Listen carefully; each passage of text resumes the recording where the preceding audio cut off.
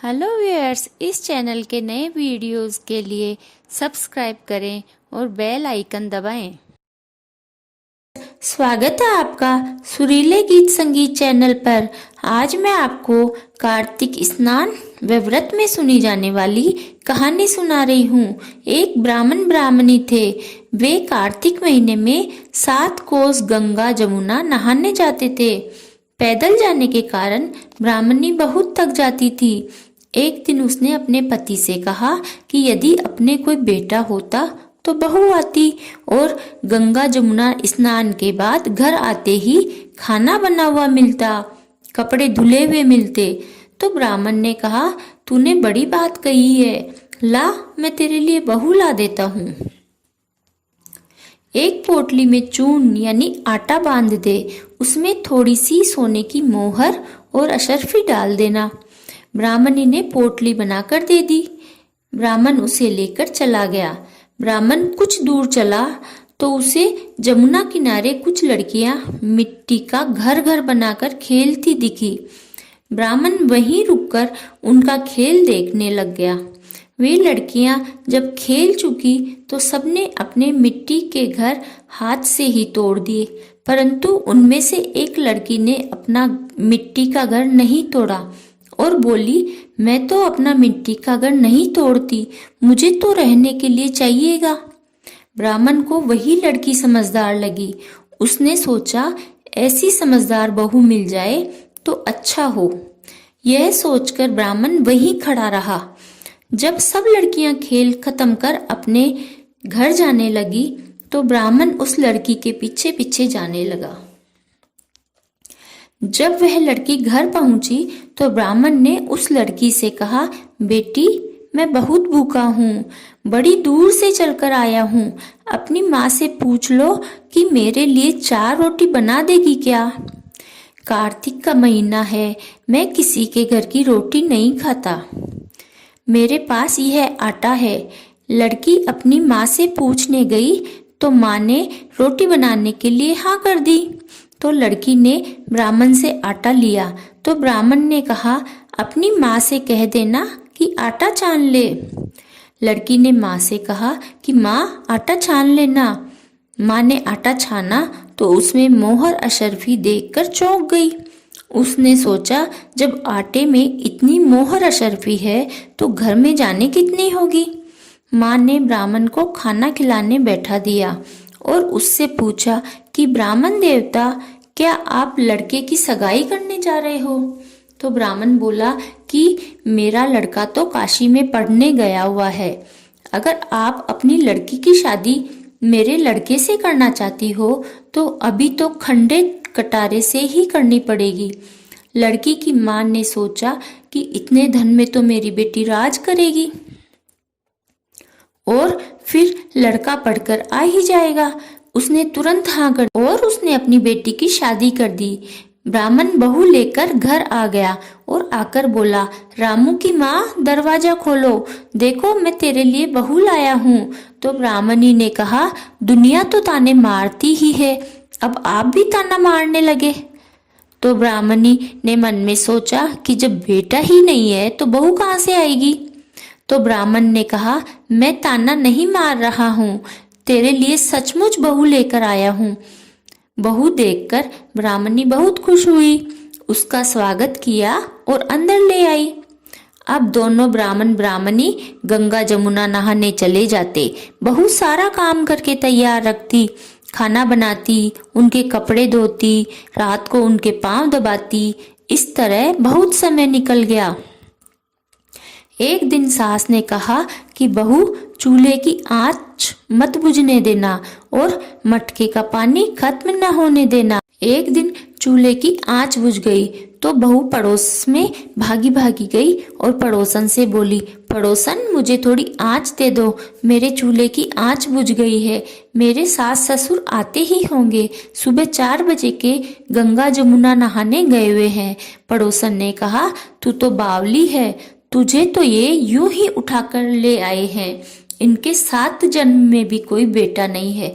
बहू बोली, ना, इनका बेटा तो काशी में पढ़ने गया हुआ है ना। तो पड़ोसन बोली, ना, इन्होंने झूठ बोला है। बहू बोली, तो अब मैं क्या करूं? उसने कहा, जली फूकी रोटी कर दे, अलूनी दाल कर दे, खीर का चमचा दाल में दे दे, दाल का चमचा खीर में कर दे। उसको पड़ोसन की सीख लग गई। उसने ऐसा ही किया। सास ससुर आए तो आज ना तो आदर सत्कार किया, न ही उनके कपड़े लिए, खाना लगा दिया। सास ने कहा, बहू ये क्या? ये तो जली फूकी रोटी है और अलूनी दाल है। तो बहू बोली, खा लो सासू जी, तुम एक दिन खा लोगी तो कुछ नहीं होगा, मुझे तो जीवन भर अलूनी ही रहना है। सासू बोली, बहू को तो पड़ोसन की सीख लग गई, रात को सो गई। सुबह भागी भागी पड़ोस में गई और बोली, अब मैं क्या करूं? तो बोली, 7 कोठों की चाबी मांग लो। तब सासू जाने लगी तो आगे अड़कर खड़ी हो गई और बोली, आप बाद में जाना, पहले मुझे 7 कोठों की चाबी दे दो। ससुर बोला, चाबी दे दो, आज भी सब इसका है और कल भी सब इसका है, हमारा क्या है?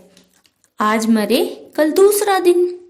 पीछे से बहू ने कोठे खोल कर देखे, किसी में अन्न, किसी में धन, किसी में बर्तन, किसी में कपड़े, अटूट भंडार भरे पड़े हैं। 7वां कोठा खोल के देखा तो उसमें गणेश जी, लक्ष्मी, पीपल, पतवारी, कार्तिक के ठाकुर, राई दामोदर, तुलसा जी का बिड़ला, 36 करोड़ देवी देवता विराजमान है। गंगा जमुना बह रही है, तिलक छापे लगाए, चौकी पर बैठा एक लड़का माला जप रहा है। तो बहू ने पूछा, तुम कौन हो? तो उसने कहा, मैं तेरा पति हूँ, किवाड़ बंद कर दे, मेरे माँ बाप आएंगे तब खोलना। अब तो बहू बहुत खुश हुई, 36 प्रकार के भोजन बनाए, 16 श्रृंगार किया, इधर उधर डोलने लगी। जब सास ससुर आए, बड़े प्यार से उनसे बातें की, उनके कपड़े धोए, उनको खाना खिलाया।